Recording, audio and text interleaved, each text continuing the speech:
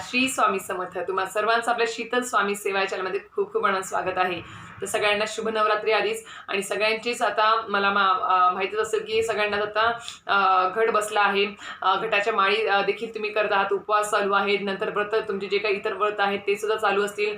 त्याचप्रमाणे कोणी दुर्गा सप्तशतीचे 14 पाठ, 11 पाठ, 1 पाठ याची सुद्धा सेवा चालू असेल. त्याचबरोबर सिद्धकुंजिका स्तोत्राचं पठण करत असतील. ओम ऐं ह्रीं क्लीं चामुंडाय विच्चे या देवीचा जो बीज मंत्र आहे तोच त्या देवीच्या बीज मंत्राचं देखील तुम्ही पठण म्हणजे जप करत असाल. होई तर जास्त त्याचा जप सुरू असेल.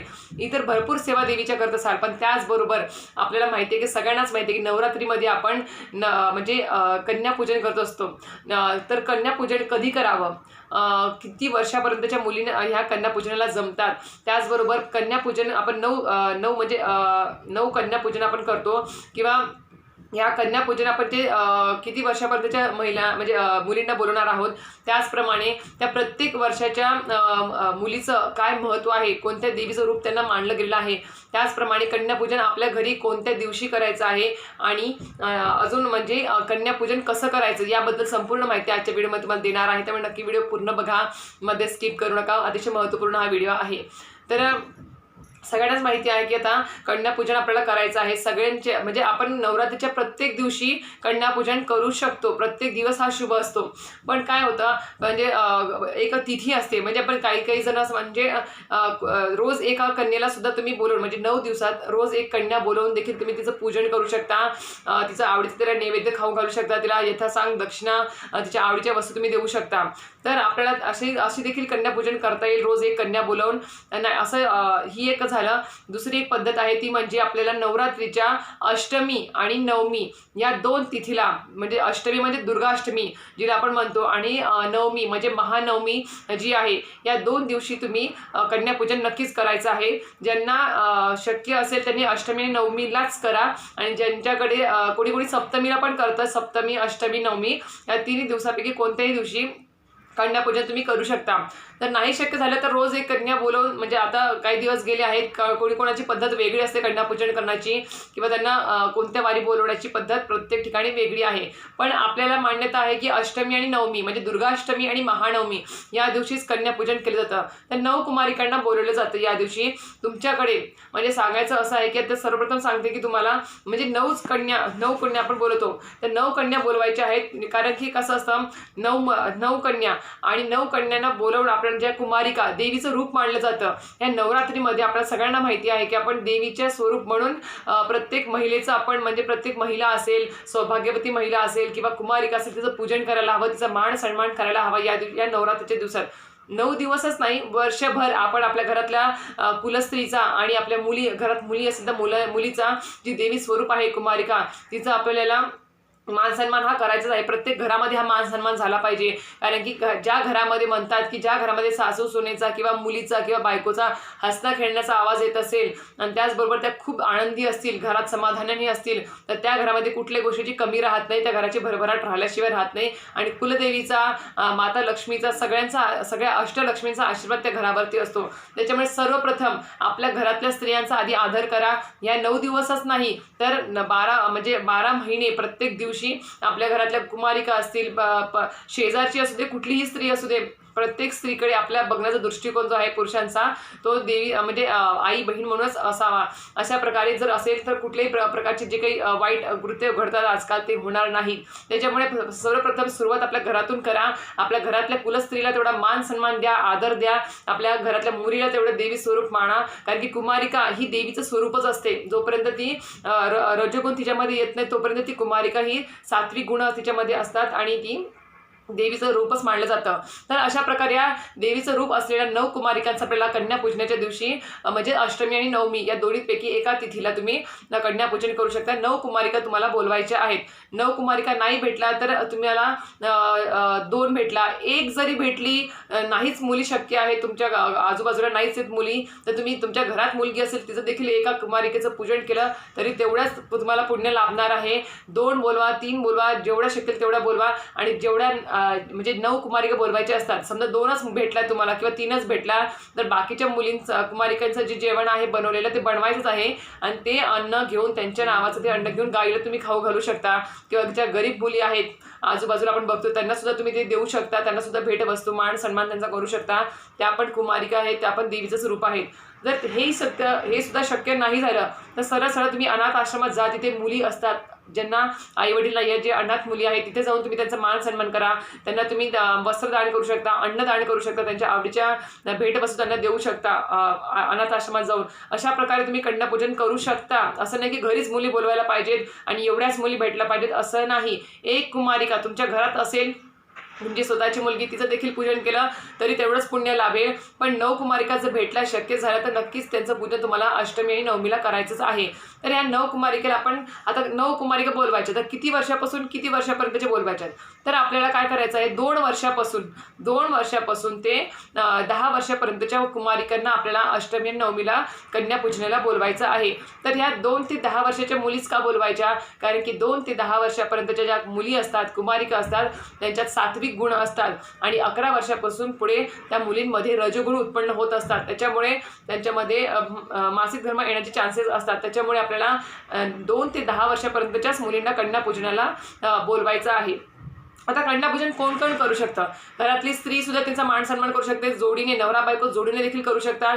त्याचप्रमाणे ज्या ताईंच्या घरात घट बसत नाही, गावी बसतो पण इथे बसत नाही आहे, तरी देखील तुम्ही कन्यापूजन हे विधी करू शकता. असं नाही की आपल्या घरात घट नाही बसलाय त्याच्यामुळे आपण कन्यापूजन नाही करू शकत. नाही, तुम्ही कन्यापूजन करू शकता, चालेल, काही हरकत नाही. तुमच्या घरात अखंड दिवा चालू आहे ना, मग तुम्ही नवरात्रीमध्ये भले अखंड दिवा नसेल चालू तुमच्या घरामध्ये, तरी देखील तुम्ही म्हणजे तुमची इच्छा असेल, तुमची श्रद्धा असेल, तुम्ही 9 कन्यांना बोलवून किंवा 1 कन्या असेल, 2 कन्या असेल, जेवढ्या भेटतील तेवढ्या कन्या बोलवून तुम्ही कन्यापूजन तुम्ही करू शकता. चालेल, काहीही हरकत नाही आहे. हे कुठलीही म्हणजे घरात घट नाही म्हणून कन्यापूजन पण नाही घालायचं असं काही नाही. त्याच्यामुळे या 9 कन्या, जे 9 देवींचं रूप आहे, त्यांना आपल्याला कन्यापूजनाला बोलवायचं आहे अष्टमी आणि नवमीला. ज्या दिवशी म्हणजे आजच्या दिवशीच तुम्हाला आमंत्रण द्यायचं आहे. ज्या कन्यांना तुम्ही बोलवणार आहेत, जेवढ्या आहेत शक्य तेवढ्यांना आजच्या दिवशी आमंत्रण द्यायचं आहे. आणि ज्या वेळेस कन्या तुमच्या घरी येतात त्याच्या आधी तुम्हाला स्वच्छ घर करून घ्यायचं आहे. कारण की 9 कन्या आहेत, देवीचं रूप म्हणून आपण आपल्या घरी बोलवणार आहोत. जेवणासाठी, मान सन्मान करण्यासाठी, त्यांना नैवेद्य देण्यासाठी आपण त्यांना. त्याच्यामुळे त्या ज्यावेळेस घरी म्हणजे असं समजा की 9 देवी आपल्या घरी येणार आहेत, त्याच्यामुळे घर स्वच्छ असायला हवं. गोमूत्र टाकून सगळं स्वच्छ करून घ्या, एकदम व्यवस्थित करून घ्या. आणि ज्यावेळेस 9 कन्या घरात येतील त्यावेळेस घंटानाद करा. घंटानाद करून त्यांना घरात घ्यायचं आहे आणि त्यांना चौरंगावर बसवा. खाली पाठ घ्या, त्यावेळेस पराठ ठेवायचे आहे आणि प्रत्येक कन्याला तिथे बसवून तिचे पाय धुवून तुम्हाला हळद कुंकू व्हायचे आहे त्याच्यावरती आणि तिच्या कपाळी देखील हळद कुंकू लावायचं आहे. अशा प्रकारे तुम्हाला तिचा म्हणजे आधी तुम्हाला घरात आल्यावर तिचे पाय धुवून तुम्हाला ते हळद कुंकू व्हायचं आहे, कपाळाला हळद कुंकू लावायचं आहे. त्याचप्रमाणे तुम्हाला ती केली की 9 कन्याचं असंच पूजन करायचं. नंतर त्यांना आसन द्यायचं आहे. जिथे तिथे जेवायला बसवणार आहात तुम्ही, तिथे त्यांना आसन द्यायचं आहे. आणि आसनावर बसताना तुम्हाला ओम कौमार्ये नमः या मंत्राचं देखील जप म्हणजे म्हणायचं आहे. ज्यावेळेस प्रत्येक 9 कन्याला बसवतात त्यावेळेस ओम कौमार्ये नमः म्हणून तुम्हाला तिथे कुमारिकांना जेवायला बसवायचं आहे. नैवेद्य काय करायचा? तुम्ही तुमच्या आवडीचं त्यांच्या नैवेद्य करू शकता, पण नैवेद्यामध्ये गोड पदार्थ असायलाच हवा. तुम्ही खीर, पुरी, शिरा असं देखील करू शकता किंवा पुरी, काळ्या चण्याची भाजी आणि शिरा किंवा खीर, कुठलाही गोड एक पदार्थ असं करू शकता 9 कन्यांना जेवणासाठी. आणि हे त्यांना ज्यावेळेस तुम्ही ह्या गोष्टी म्हणजे जेवण त्यांचं झालं आणि तुम्ही त्यांना हाताने घास भरवायचा आहे. असं समजा की तुम्ही देवीला घास भरवत आहात आणि त्या कुठल्याही प्रकारे नाराज होणार नाहीत याची सुद्धा तुम्हाला काळजी घ्यायची आहे. लहान लहान कुमारिका आहे, त्यांचं मन क्षणात बदलू शकतं, त्याच्यामुळे त्यांची तेवढी काळजी घ्यायची आहे. आणि त्या ज्यावेळेस जाणार असेल त्यावेळेस त्यांना तुम्ही लाल चुनरी असेल, नंतर तुम्ही त्यांना म्हणजे शृंगार आपण जे म्हणतो देवीला गजरा असेल किंवा टिकली असेल किंवा बांगड्या, जे काही ते शृंगार आपण म्हणतो साहित्य ते तुम्ही त्यांना द्यायचे आहे. त्यांना तुम्हाला आवडीच्या वस्तू, भेटवस्तू त्यांच्या तुम्हाला द्यायच्या आहेत त्या मुलींना, 9 कुमारिकांना. आणि त्याचबरोबर तुम्ही त्यांना त्यांच्या प्रत्येक आवडीच्या वस्तू म्हणजे तुमचे असेल त्यांना मुलींना तुम्हाला माहिती की आजकाल काय आवडतं ते त्यांना द्यायचं आहे, जेणेकरून ते खुश होतील, आनंदी होतील. आणि जाताना त्यांच्या पाया नक्की पडायचे आहेत. आणि मुलींना 9 कुमारिकांना आपल्या डोक्यावरती नक्की हात ठेवून आशीर्वाद द्या असं देखील सांगायचं आहे. तर अशा प्रकारे सोप्या पद्धतीने तुम्हाला कुमारिकेचं कन्यापूजन करायचं आहे. सप्तमी, अष्टमी, नवमी कधीही करू शकता. आपण दुर्गाष्टमी असते, मोठी अष्टमी आहे आणि नवमी, महानवमी आहे. या 2 दिवसापैकी एका दिवशी तरी तुम्ही कन्यापूजन नक्कीच करा. कारण की तुम्हाला नऊ देवीचं रूप तुमच्या घरी येणार आहे आणि प्रत्येक कुमारिका, प्रत्येक सौभाग्यवती देवीचं स्वरूप म्हणून देवीचंच प्रतीक आहे. त्याच्यामुळे कन्यापूजन हे करायलाच हवं. आता प्रत्येक कन्या म्हणजे तुम्ही कोणत्या कोणत्या वर्षाच्या मुलीला जर आपण बोलवलं तर त्याचं काय फळ प्राप्त होतं ते देखील मी तुम्हाला सांगणार आहे. तर हे बघा, 2 वर्षाची जर आपण 2 वर्षाच्या कुमारिकेला जर आपण घरी जेवायला बोलवलं तर त्या कुमारिकेला तिची पूजा केल्याने दारिद्र्य नाहीसे होते. त्याचप्रमाणे 3 वर्षाची जर कुमारिका तुम्ही बोलवलेली तर तिला त्रिमूर्ती म्हणतात. 3 वर्षाची जी कन्या तुम्ही जर बोलवली घरात जेवायला तर तिला त्रिमूर्ती, ती देवीचं नाव आहे त्रिमूर्ती, म्हणजेच त्रिमूर्ती म्हणून तिला संबोधलं जातं. त्याचप्रमाणे तिचं पूजन केल्याने आपल्या घरात सुख संपत्ती येते आणि वंश पुढे आपला वाढीस लागतो. त्याचबरोबर 4 वर्षाची कन्या जर तुम्ही घरात जेवायला बोलवली तिला कल्याणी म्हणून संबोधलं जातं आणि ती कल्याणकारी असते आणि सर्व सुखाची प्राप्ती आपल्याला तिचं पूजन केल्यामुळे होत असते. त्याचबरोबर 5 वर्षाची जी कन्या आहे ती रोहिणी म्हणून ओळखली जाते. तिला जर आपण पूजनाला घरी बोलवलं तर आपले कुटुंब रोगमुक्त होते. त्याचबरोबर 6 वर्षाची जी कन्या आहे तिला कालिका म्हणून ओळखलं जातं, कालिका देवी म्हणून ओळखलं जातं आणि तिचं पूजन केल्याने राजयोग आपल्या नशिबी येतो, म्हणजे आपल्या भाग्यामध्ये राजयोग येतो आणि त्याच्यामुळे आपल्याला सर्व प्रकारची कीर्ती प्राप्त होत असते. त्याचबरोबर 7 वर्षाची कन्या आहे तिला चंडिका म्हणून संबोधलं जातं आणि तिच्या पूजनाने आपल्याला ऐश्वर्य प्राप्त होत असते. त्याचबरोबर 8 वर्षाची जी कन्या आहे तिला शांभवी म्हणून ओळखलं जातं. हे देवीचेच रूप आहेत, शांभवी म्हणून ओळखलं जातं आणि या शांभवी देवीचं जर म्हणजे रूपाचं जर आपण पूजा केली, 8 वर्षाच्या कन्येला जर आपण घरी बोलवलं आणि तिला जर आपण पूजन केलं तर प्रत्येक कामामध्ये आपल्याला यश मिळणार आहे. त्याचबरोबर 9 वर्षाची जर तुम्ही कन्या घरात बोलवली तर तिला दुर्गा म्हणून संबोधलं जातं आणि तिची पूजनाने आपल्या आयुष्यात जे काही शत्रुपीडा आहे, जे काही म्हणजे आपण म्हणतो प्रत्येकाच्या आयुष्यात शत्रू असतात, जे दाखवत नाही पण असतात, तर ती शत्रुपीडासुद्धा नाहीशी होते. आणि नंतर आहे 10 वर्षाची जी कन्या आहे तिला सुभद्रा म्हणून ओळखलं जातं. देवीचंच रूप आहे, सुभद्रा म्हणूनच ओळखलं जातं आणि हिच्या पूजनाने सर्व इच्छा मनोकामना आपल्या पूर्ण होत असतात. अशा प्रकारे 2 वर्षापासून 10 वर्षापर्यंतच्या कन्येला तुम्ही कुमारिका म्हणून आपल्या घरी बोलवा.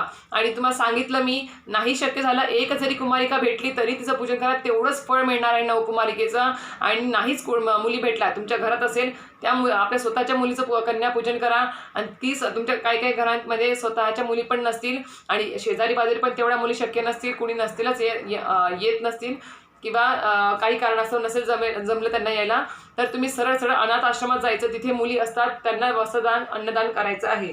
आणि त्याचबरोबर या 9 कन्येसोबत तुम्हाला काय करायचं आहे तर तुम्हाला 9 कन्येसोबत एक छोटा मुलगा सुद्धा जेवू घालायचा आहे. कारण की एक बटूक भैरव म्हणून सुद्धा जेवू घालतात 9 कन्येसोबत, कारण की हे एक जे आहे ते शंकर म्हणजे भैरवनाथाचंच एक रूप आहे. कारण की तुम्हाला सगळ्यांना माहिती आहे की जिथे कुठे शक्तिपीठं आहेत देवीची तिथे आधी भैरवनाथाचंच पूजा केली जाते. जी भैरवनाथाची पूजा करूनच मग तिथे भैरवनाथ स्थापित आहेत प्रत्येक शक्तिपीठाच्या मंदिरामध्ये आणि त्यांची पूजा करूनच देवीची पूजा असते. त्याच्यामुळे आपल्याला या 9 कन्येसोबतच एका बटूक भैरवाला म्हणजे एका लहान मुलाला देखील आपल्याला जेवायला बोलवायचं आहे. त्याच्यामुळे अशा प्रकारे तुम्ही कन्यापूजन करा. यथाशक्ती त्यांना दान जे काही तुम्हाला देता येईल भेटवस्तू त्या द्यायच्या आहेत. तुम्हाला यथाशक्ती काय नैवेद्य करायचं आहे, पण फक्त नैवेद्यामध्ये गोड पदार्थ असावा याची काळजी घ्या आणि त्या कुठल्याही प्रकारे नाराज होणार नाहीत 9 कुमारिका याची देखील तुम्हाला काळजी घ्यायची आहे. आणि ज्यांना कोणाला 9 कुमारिका नाही शक्य झाला त्यांनी एक सौभाग्यवती स्त्रीला बोलवा आणि एक कुमारिका असं बोलवलं तरी चालेल, काही हरकत नाही. पण आपल्याला अष्टमी आणि नवमी, सप्तमी अष्टमी नवमी या तिथीपैकी एका तिथीला तुम्हाला या कन्यापूजनेचा म्हणजे कन्यापूजनाची जी काही विधी आहे ती करायचीच आहे. आणि अजून एक सांगते परत की ज्यांच्या घरी घट नाही बसला आहे तरीही देखील त्यांनी कन्यापूजन करू शकता, ही विधी करू शकता, काहीही हरकत नाही. तर अशा प्रकारे हा आजचा महत्त्वपूर्ण व्हिडिओ आहे की कन्यापूजन कधी करावं, कसं करावं, किती ते किती वर्षापर्यंतच्या मुलींना बोलवावं, त्याचबरोबर त्या प्रत्येक वर्षाच्या मुलीचं काय महत्त्व आहे, तिला काय नाव दिलेलं आहे देवीचं, याचं देखील संपूर्ण माहिती तुम्हाला मिळाली असेल. तर अशाच प्रकारे येणाऱ्या व्हिडिओला इथेच थांबवते आणि आजचा जर व्हिडिओ आवडला असेल तर व्हिडिओ लाईक करा, शेअर करा आणि सबस्क्राईब करा. श्री स्वामी समर्थ.